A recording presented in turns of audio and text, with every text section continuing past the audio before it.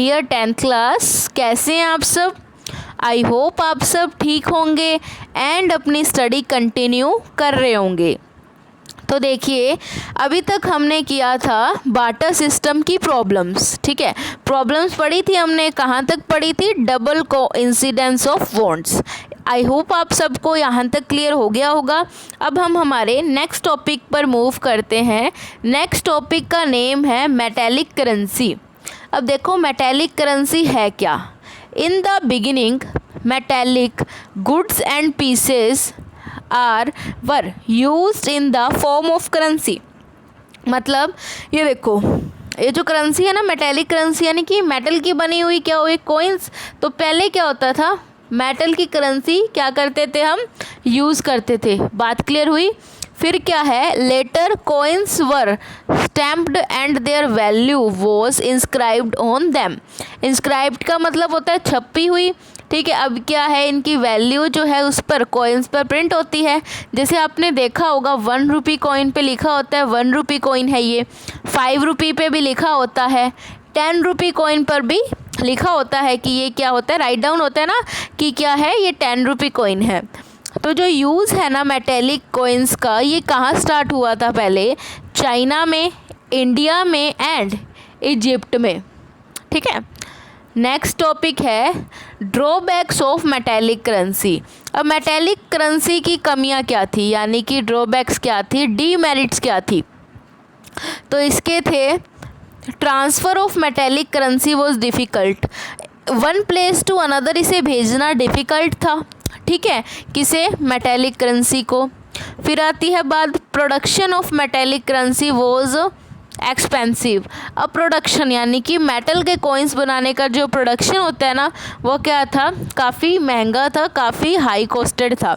इसलिए ये भी हमारे लिए एक इम्पोर्टेंट प्रॉब्लम होगी।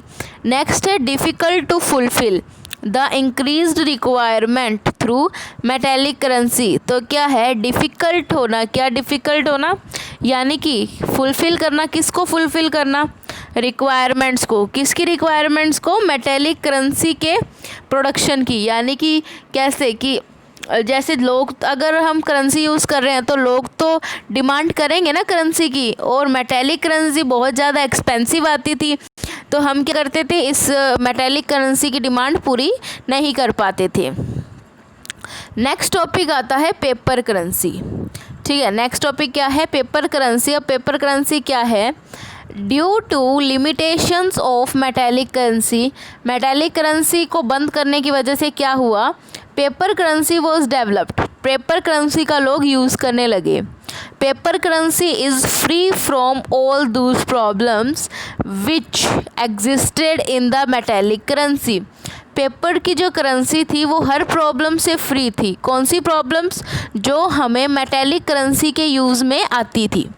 ठीक है, problem, production of paper currency was cost effective. अगर हम पेपर करेंसी का प्रोडक्शन करते थे तो वो ज़्यादा एक्सपेंसिव भी नहीं रहता था। ठीक है, it was easy to transfer paper currency, paper currency को ट्रांसफ़र करना भी क्या था, ईजी था। नेक्स्ट बात आती है, it can be available easily with increasing demand. अब पेपर करेंसी को क्या कर सकते हैं हम, मतलब पेपर करेंसी की डिमांड को बढ़ाया जा सकता है जैसे जैसे उसका यूज़, यानी कि उसकी डिमांड बढ़े। बात क्लियर हुई। नेक्स्ट पॉइंट है फंक्शंस ऑफ करेंसी या फिर मनी। मनी के फंक्शंस क्या हैं, मीडियम ऑफ एक्सचेंज। पहले तो मीडियम ऑफ एक्सचेंज, यानी कि अगर हमें कोई गुड्स एंड सर्विसेज को परचेज़ करना है तो हम क्या करेंगे, मनी को यूज़ करेंगे एक्सचेंज प्रोसेस के लिए। Measure of value, measure of value क्या, हमें पता लग जाएगा कि कौन सा प्रोडक्ट कितनी रुपीज़ का है, कितनी उसकी वैल्यू है।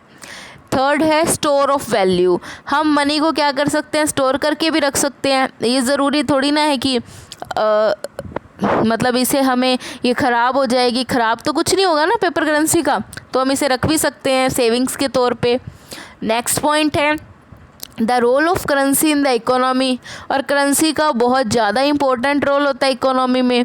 जैसे हमने रीड किया था हमारे लास्ट चैप्टर में कि अगर हमारी डिमांड बढ़ जाएगी, अगर जैसे करेंसी की जो अवेलेबिलिटी है, सप्लाई है मार्केट में बढ़ जाएगी, तो क्या होगा, इन्फ्लेशन को हम क्या कर सकते हैं, इन्फ्लेशन क्या आ जाएगी, अगर सप्लाई बढ़ जाएगी मार्केट में तो इन्फ्लेशन आएगी।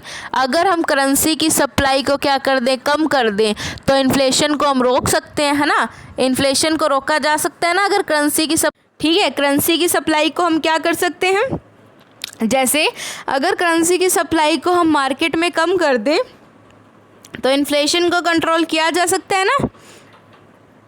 लास्ट पॉइंट है मेज़र ऑफ डिले पेमेंट। जैसे अगर हम किसी की पेमेंट अभी नहीं कर सकते तो हम क्या कर सकते हैं, उनको वेट भी करवा सकते हैं कि हम आपको पेमेंट है जो आपकी पेमेंट वो बाद में कर देंगे, ज़रूरत नहीं है कि अभी पेमेंट करें। तो हम क्या कर सकते हैं, पेमेंट को डिले कर सकते हैं, कुछ टाइम बाद देने के लिए भी बोल सकते हैं। बात क्लियर हुई। अब क्या है, ये जो हमने 5 पॉइंट्स पढ़े हैं ना, अब इन हर एक पॉइंट को ये क्या करेंगे, डिस्कस करेंगे। ठीक है, फर्स्ट पॉइंट है medium of exchange. The basic role of currency, जो करेंसी का यानी कि मनी का सबसे इम्पोर्टेंट या फिर ज़रूरी जो काम है वो क्या है, मीडियम ऑफ एक्सचेंज। यानी कि अगर हम गुड्स और सर्विसेज का परचेज़ कर रहे हैं तो मनी को हम यूज़ करेंगे। ठीक है, सेकंड पॉइंट है the use of currency as a medium facilities the exchange process. मतलब वही बात सेम बोली है इन्होंने, हम करेंसी का यूज़ एक्सचेंज प्रोसेस में भी कर ही सकते हैं।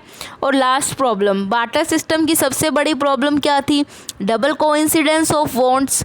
डबल कोइंसिडेंस ऑफ वॉन्ट्स हमने किया था ना, कि जैसे अगर हमें कोई सामान को क्या करना है, गुड्स और सर्विसेज को एक्सचेंज करना है तो हमें हमारा सेम बायर ढूंढ के लाना पड़ेगा जो हमसे हमारे प्रोडक्ट ले ले और जो प्रोडक्ट हमें चाहिए वो प्रोडक्ट उस बायर के पास हो।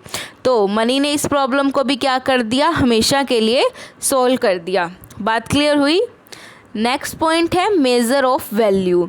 ठीक है, मेज़र ऑफ वैल्यू में भी यही है कि मतलब एक्सचेंज प्रोसेस है, यानी कि अब हमें पता लग जाएगा कि जो चीज़ हमें चाहिए, जो गुड्स एंड सर्विस हमें चाहिए, उनकी कितनी प्राइस है, हम उस हिसाब से क्या करेंगे, उनको मनी देंगे।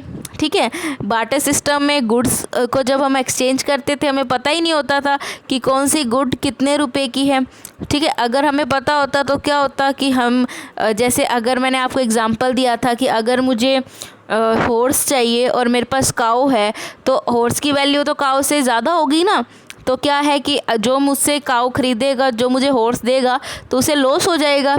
ठीक है, तो क्या है कि सेम वैल्यू वाले ही प्रोडक्ट पहले एक्सचेंज होते तो ज़्यादा बेटर रहता, पर पहले हमें पता ही नहीं होता था कि किस गुड की क्या वैल्यू है।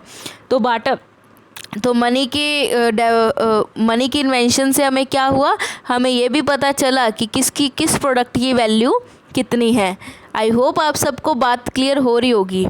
ठीक है, अब इसमें जो 2 और 3 पॉइंट्स रह गए हैं वो आप रीड कीजिएगा, कल ये चैप्टर आपका कंप्लीट हो जाएगा। ठीक है, इतने आप इसे अच्छे से रीड करें ताकि आपको कल तक और ज़्यादा अच्छे से समझ आ जाए। ठीक है, thank you and have a nice day.